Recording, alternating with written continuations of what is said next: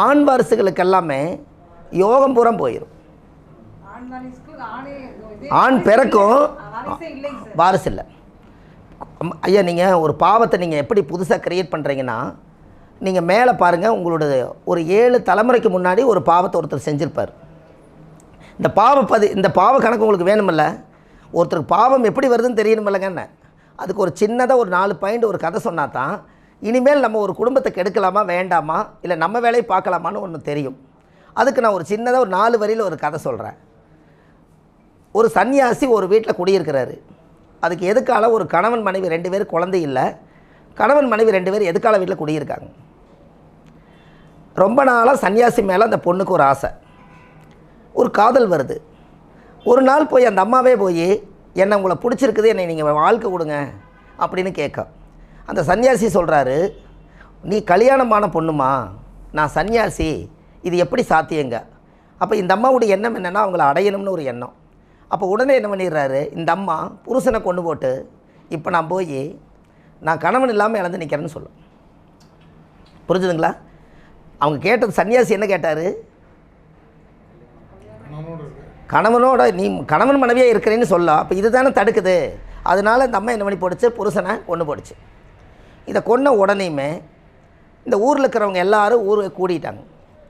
இந்த ஊரே கூடி கடைசியில் எல்லாம் வந்து என்னப்பா நடந்துன்னு கேட்டால், என்னுடைய காம வெறியனால இந்த சன்னியாசி என் புருஷனை கொண்டுட்டான்.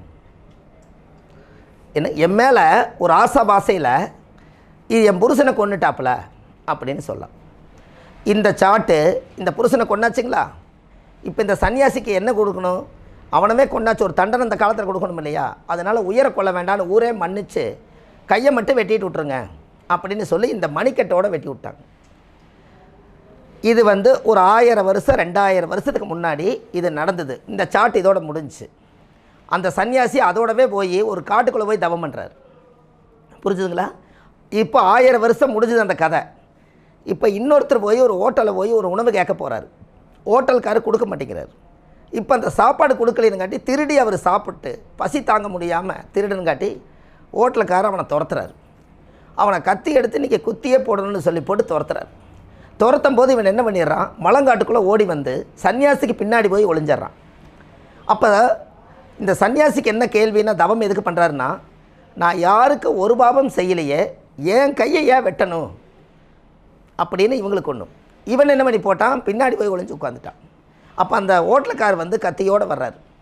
வந்த உடனே அவரை பார்க்க வந்தோடனே இவன் உட்காந்து அந்த ஒளிஞ்சிக்கிறத பார்த்தோன்னே இவரைத்தான் கொல்ல வர்றாருன்னு சன்னியாசிக்கு தெரிஞ்சு அந்த லேசாக அந்த சாடையில் கையை மட்டும் எடுத்து இப்படின்னு காட்டுறாரு, அங்கே தான் இருக்கிறான்னு. இவர் உடனே அந்த ஹோட்டலுக்கார் போய் அந்த குழந்தை அந்த அவனை கொன்று நாசம் பண்ணிடுறாரு. அப்போது இது முடிஞ்ச உடனே சிவன் நேராக வர்றார். இந்த சிவன் நேராக வந்த உடனே சிவன் கிட்ட ஒரு கேள்வி கேட்கணும் வாழ்க்கையிலேன்ட்டு வர்றார். என்னென்னு கேட்டுறான்னா, ஐயா நான் ஒரு சன்னியாசி, நான் ஒரு பாவமே செய்யலை, ஆனால் என்னை ஏன் கை வெட்டணும் அப்படின்னு கேட்க. அதுக்கு அவர் சொல்கிறாரு, அந்த ஓடி ஒளிஞ்சாம்பார் உயிருக்கு தப்பிச்சு அவனை வந்து நீ இப்படின்னு கையை காட்டுனுவார், அதனால் அந்த அந்த அவர் வந்து ஹோட்டலுக்கார் வந்து அவனை கொண்டு போட்டார். இல்லாட்டி அவர் திரும்பி போயிருப்பார், அந்த உயிர் உன்னால் தான் போச்சு, அதனால் வந்து நீ கை காட்டுனால அந்த கை இல்லைன்னு சொன்னார். எப்படி இதுக்கு ஏதாவது ஒரு கை தட்டுவீங்களா? எப்படி என்ன உங்களுக்கு கை இருக்குது ஏனுங்க ஐயா? அப்போது இந்த பாவம் எங்கிறது வந்துச்சுங்க ஐயா? அந்த கையை இப்படின்னு காட்டினதுக்கே இவர் கை துண்டாக போச்சு. அப்போது இந்த பாவத்தை வந்து சன்னியாசி காட்டுனால சிவன் கரெக்டாக சொல்லிட்டு போயிட்டார், அந்த உயிரை படைச்சது நான், அந்த உயிரை எடுக்கிறது நான் தான் எடுக்கணும், நீ ஏன் வந்து தவம் பண்ணிவிட்டு என்னை நினச்சிட்டே இருக்க வேண்டியதானே, ஒருத்த கொல்ல வந்தாங்கிறதுக்காக நீ எதுக்கு வந்து கையை காட்டின, அவனே தெரியாமல் சுற்றுறான், அவன் முன்னாடி போய் நீ அங்கே தான் இப்போ ஒளிஞ்சிக்கிறாப்படி நீ எதுக்கு சாடையில் காமிச்ச, அந்த சாடையில் இப்படி கையை காமிச்சதுனால தான் உனக்கு வந்து கை போச்சு. அப்போது 1000 வருஷத்துக்கு முன்னாடி நடந்த ஒரு சாபத்துக்கு இப்போ தான் அதுக்கு பரிகாரம் கிடச்சிருக்குதுங்க. இப்போ புரியுதுங்களா ஐயா? அப்போ இனிமேல் ஒரு குடும்பத்துக்குள்ளே கொண்டு போய் யார் என்ன பண்ணாலும் பரவாயில்ல, அவங்களுடைய கர்மா, நாம் போய் அந்த குடும்பத்துக்கு ஒரு பிரிவினைக்கு ஒரு தொடர்பாகக்கூடாதுன்னு சொல்ல வரேன். என்னங்க ஐயா? அவங்க இப்போ நீங்கள் நல்லா பாருங்கள், ஒரு குடும்பத்தில் டைவர்ஸ் ஆகுது, கல்யாணமாகி பிரிகிறாங்க, இது என்ன சாவணி யாராவது தெரியுமா? ஐயா ஒரு கல்யாணம் ஆகுது, நல்லா தான் எல்லாமே ஒரு பொருத்தம் பார்த்தா கல்யாணம் பண்ணி வச்சாங்க, ஜோசியர் எல்லாமே பொருத்தம் போட்டு கொடுத்தாங்க, எல்லாம் நகராங்க. ஒரு 3 மாதம் கூட வாழல, ஏதோ ஒரு மனஸ்தாபத்தினால 2 பேரும் பிரிஞ்சிடுறாங்க.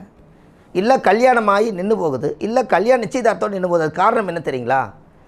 ஒரு குடும்பத்தில் வசதியாக இருக்கிறாங்க, ஒரு குடும்பம் ஏழையாக இருக்காங்க. அந்த வசதியான குடும்பத்தில் இந்த ஏழை பொண்ணு போச்சுன்னா இந்த அம்மாவும் வசதி ஆயிருன்னு எதுக்காக இருக்கிற அம்மாளுக்கு பொறாமை. அதனால் இதை தட்டி விட்டுருச்சு போன பிறவிலேயே. அதனால் என்ன போச்சு, இந்த அம்மாளுக்கு அங்கே போய் வாழ வேண்டியதை தடுத்து இந்த அம்மா தான். அதனால் இந்த அம்மா உள்ளையோடது வாழ்க்கை பிரிஞ்சு நிற்கிது. இப்போ புரிஞ்சுதுங்களா? நீங்கள் எதை விதைச்சிங்களோ அதுதான் எதுக்கால இருக்குதுங்கன்னு. கொஞ்சம் எல்லாம் சைலண்டில் போட்டு ஐயா, நாம் பந்தெடுத்து செவுத்தில் அடித்தா எங்கேங்க ஐயா வரும்? அதைவே நீங்கள் நினச்சிக்க வேண்டியதான். பந்தெடுத்து செவுத்தில் அடித்தா எதுக்கு தான் வரும்? அதில் ஒன்றும் மாற்றம் இல்லையே. அப்போது ஒருத்தருடைய கர்மா நாம் நீங்கள் நல்லா யோசிச்சு பாருங்கள். ஒருத்தர் கேஸ் போடுறோம், ஒரு கோர்ட்டில் ஒரு கேஸ் போட்டுறோம். கேஸு 18 வருஷமாக இழுக்குது. இந்த 18 வருஷமாக இழுக்கும்போது என்ன நினச்சிட்டு இருக்குதுன்னா, வக்கீல்கிட்ட நம்ம போய் பணத்தை கட்டுறோம், ஜட்ஜுக்கிட்ட போய் உத்தரவு கேட்குறோம். எல்லாமே ஒரு கோபந்தான். அந்த கோபத்துக்காக கேஸ் போட்டார். ஒரு சொத்து ப்ராப்பர்ட்டி கூட இல்லை. என்னை ஒருத்தன் என்னை இப்படி பேசிட்டானல்ல, அது மான வழக்கு லிஸ்ட்டை போட்டு பண்ணுறாரு. அப்போது இந்த கர்மாவுக்கு கேஸு போட்டு 100 வருஷமாக கேஸ் இழுக்குது. இந்த இடத்துல பரிகாரம் என்ன தெரியுங்களா? இந்த கேஸுக்கு போயிட்டே இருக்குது, அடுத்த பிறவி எடுத்தாலும் கேஸ் போயிட்டே இருக்குது. அப்போ நம்மளோட மனசுக்குள்ளே அவனுக்கு நம்ம கேஸ் போடக்கூடாது, நம்மளே நமக்கு ரிலீஸ் பண்ணிட்டா தான் அந்த பூர்த்தி ஆகும். இல்லைன்னா அவங்களோட அந்த ஆதங்கம் அதுக்கு ஒரு பிறவி எடுத்து மறுபடியும் அந்த கேஸுக்குள்ளே நம்ம போய்த்தாகணும். ஒரு கோபத்தை நம்ம ரிலீஸ் பண்ணலைன்னா கண்டிப்பாக அந்த பிரச்சனை நம்மளுக்கு பின்னாடி இருக்கும். ஒரு ஆத்மா உயிர் போகும்போது எத்தனை கோபத்தையும் சாபத்தையும் கொண்டுட்டு போகுது. அது மனசார பூர்த்தியாக திருப்தி ஆகாமல் ஒரு ஆத்மா இறந்துருச்சுன்னா அடுத்த பிறவியில் எதெல்லாம் நினச்சதோ அதுக்காகத்தான் பிறவி வாங்குதுங்கன்னு. எனக்குய்யா, பிறவி நீங்கள் எதுக்கு வாங்குறீங்கன்னு, எந்த பொருளை அடையிலையோ அது அந்த எண்ணம் இருக்கும். அதனால தான் 100 பிறவியும் கூட ஒரு மனிதன் எடுத்து வருவாங்கன்னு. 21 தலைமுறையில் கான்செப்டே வரல. 100 பிறவி எடுத்தும் கூட வருவாங்க. மைசூர் மகாராஜாவுடைய அமைப்பே எப்படி, அவருக்கு குழந்தை கிடையாது. ஏதோ ஒரு பலிக்காக ஏதோ ஒரு குழந்தைய ஒரு கர்ப்பிணி பெண்ணவோ ஒரு வதை செஞ்சாச்சு, ஒரு யாக பலியில் என்னமோ பண்ணியாச்சு. அப்போ அது தோஷம் அடைஞ்சிருச்சு. அப்போ அடுத்து அவருக்கு ராஜாவுக்கு குழந்தை இல்லை. அப்போ அவர் என்ன பண்ணுறாரு, அந்த சாபத்தேடு குழந்தை இல்லாமல் போயிடுச்சு. மறுபடியும் அவர் இன்னொரு குழந்தையை தத்தெடுக்கிறார். அவர் தான் ராஜா, அவருக்கும் குழந்தை இல்லை. மறுபடியும் அவருக்கு வேணும்னு இன்னொரு குழந்தையை தத்தெடுக்கிறாரு.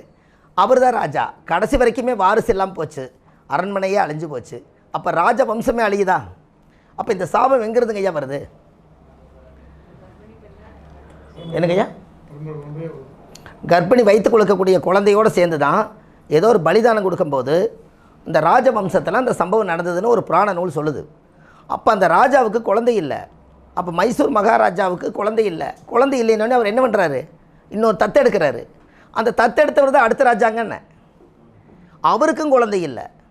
மறுபடியும் அவர் போய் இன்னொரு ராஜா தத்தெடுத்தார். இப்படியே குழந்தை இல்லாமே தத்தெடுத்து யாரோ ஒருத்தருது.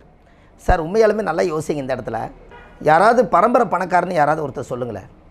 பரம்பரை பணக்காரர் யாராவது இருக்காங்களான்னு சொல்லுங்கள். உங்களுக்கு தெரிஞ்சு யாரோ ஒருத்தர் மைண்டுக்குள்ளே வருவாங்க. யாரோ ஒருத்தர் சொல்லுங்களேன். இல்லை பரம்பரை பணக்காரர் யாரோ ஒருத்தர் சொல்லுங்கள். வாரிசுங்கிறதே வேண்டாம், யாரோ ஒருத்தர் வச்சுக்கோங்க, அவ்வளோதான். அது ஒன்று ஒரு உதாரணத்துக்கு சொல்கிறேன். ஐயா, இந்த உலகத்தில் யாருமே பரம்பரை பணக்காரர் கிடையாது.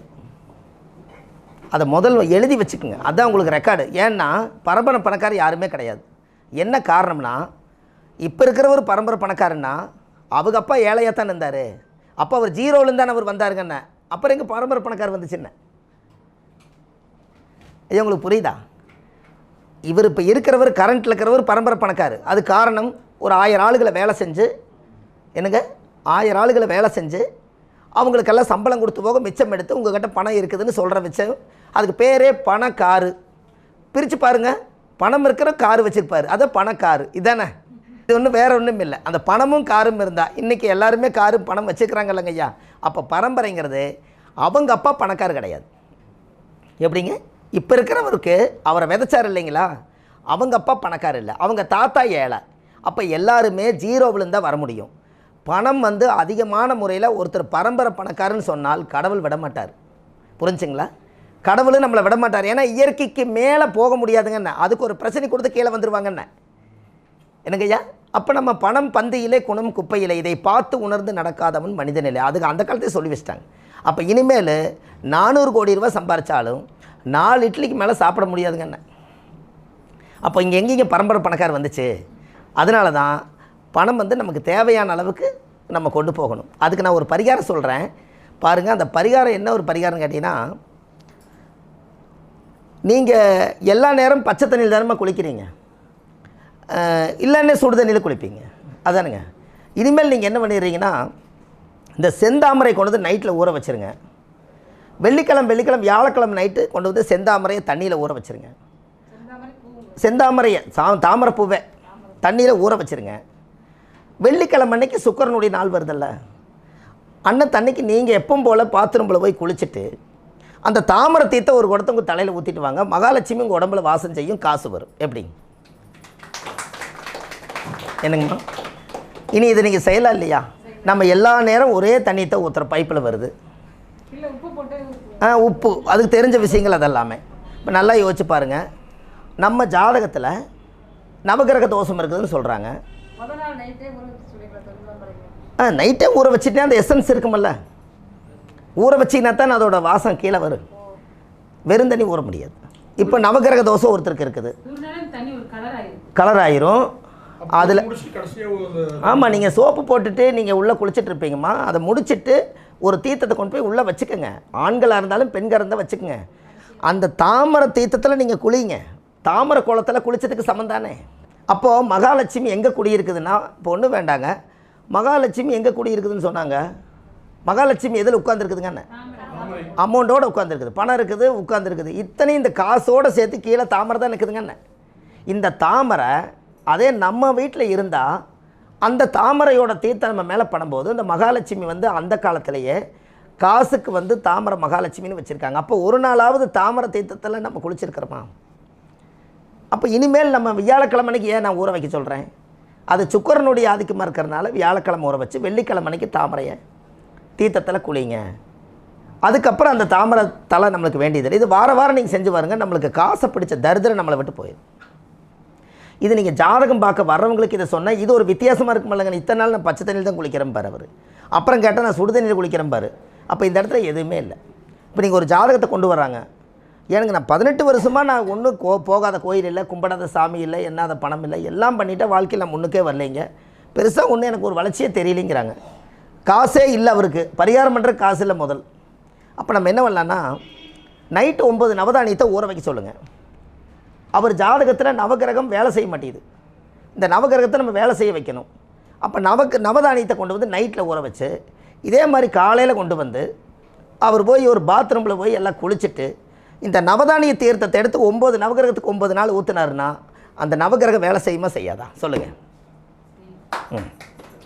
இனி இது சின்ன பரிகாரம் தானுங்க. ஒரு 50 ரூபா 25 ரூபாய்க்கு நவதானியம் வாங்கினா போதும். ஏன் அந்த காலத்தில் வறுமையின் நிற சிவப்புங்கிற கோட்டில் யாராவது போய் கடைசியில் தானியத்தை அழிச்சிடக்கூடாதுங்கிறக்காகத்தான் கோவில் கோபுரத்து மேலே இருக்கக்கூடிய அந்த குப்பியில் மேலே நவதானியத்தை கொட்டி வச்சுருக்காங்க. ஏன்னா என்றைக்கு வேணாலும் அழியலாம். அப்போ அந்த நவதானியத்தை எடுத்து உழவில் போட்டு அது நெல்லாக உருவாக்கி மறுபடியும் தானியத்தை வாங்கி வயிற்றுக்கு சாப்பிட்றதுக்கு தான் இன்றைக்கும் நம்ம சேமிப்பு வந்து மேலே தானே வச்சுருக்கோம். அப்போ அந்த அங்கே நவதானியத்தை ஏன் மேலே வச்சிங்கன்னா 9 கிரகத்தோட சக்தி மேலேருந்து வரும்போது அந்த நவதானியத்தில் பட்டு சாமியோட சிலைக்கு வருது. எப்படி இதெல்லாம் யோசிச்சுக்கிறாங்களா இல்லைங்களா ஐயா? அதனால தான் நவகிரக சிலையை முதல்ல சிலையை வாங்கிட்டு வந்தோடனே 48 நாள் எதில் ஊற வைக்கிறாங்க? நெல்லில், நவதானியத்தில், தண்ணியில், இதில் தானே ஊற வைக்கிறாங்கன்னு. ஏன் அப்படின்னா அந்த நவதானிய வாசம் இருந்தால் நவகிரகத்தினுடைய சக்தி பிறக்கும்னு வச்சுருக்காங்க. அப்போ நீங்கள் இனிமேல் அந்த காலத்துலலாம் பாருங்கள், முன்னோர்களெல்லாம் ஆறு இல்லாத ஊரில் குளம் இருக்கும், கரெக்டுங்களா? இவங்க காலையில் போய் குளத்தில் குளிப்பாங்க. அவங்களுக்கு தேவையான வருமானம் வந்துக்கிட்டே இருக்கும். ஏன்னா அவங்க உழுது நிலமாகி அரிசி எல்லாம் வீட்டுக்கு வந்துடும், காசு வந்துடும், சேவை நடக்கும். ஏன் அவங்களுக்கு வந்து அந்த கரெக்டாக வந்துச்சுன்னா டெய்லி குளத்தில் குளிக்காமல் போகவே மாட்டாங்க. காரணம் என்னென்னா அந்த குளத்தில் தாமரை பிறந்திருக்குது, அதனால தாமரை தீர்த்தத்தில் தினம் குளிக்கிறாங்க. இதுதான் அது பரிகாரம். எப்படிங்க ஐயா? எனக்கு ஐயா அந்த தாமரையோட விதை, அதோட எசன்ஸு, அதோட சேரு சகதி எல்லாமே அந்த தாமரை குளத்துக்குள்ளே தான் இருக்குது. அந்த தாமரை குளத்தில் போய் அவங்க குளிக்கிறாங்க, தினம் குளிச்சுக்கிறாங்க. அந்த காலத்தில் ஆறு இல்லாதவங்க என்ன பண்ணுவாங்க? குளிக்கிறாங்களே இல்லைங்களா? இந்த வறுமையெல்லாம் அந்த காலத்தில் அவங்கள விட்டு போயிடுச்சு. நான் அதனால தான் குளத்தை பார்த்து ஒரு பரிகாரம் எடுத்தேன். இந்த பரிகாரம் ஒரு கிட்டத்தட்ட ஒரு 100 பேராவது கூப்பிட்டு சொன்னாங்க, ஐயா இப்போ நான் தாமரை தீர்த்தத்தில் நான் குளிச்சுட்டு இருக்கிறேனுங்க, உண்மையாலுமே மனசு கொஞ்சம் ரிலாக்ஸாக இருக்குதுங்கிறாங்க. ஃபஸ்ட்டு ஏன்னா அமௌண்ட் வந்தால் வரத்தான் என்ன செய்யும், ரிலாக்ஸ் காசு வந்தால் வந்துருமில்லங்க ஐயா.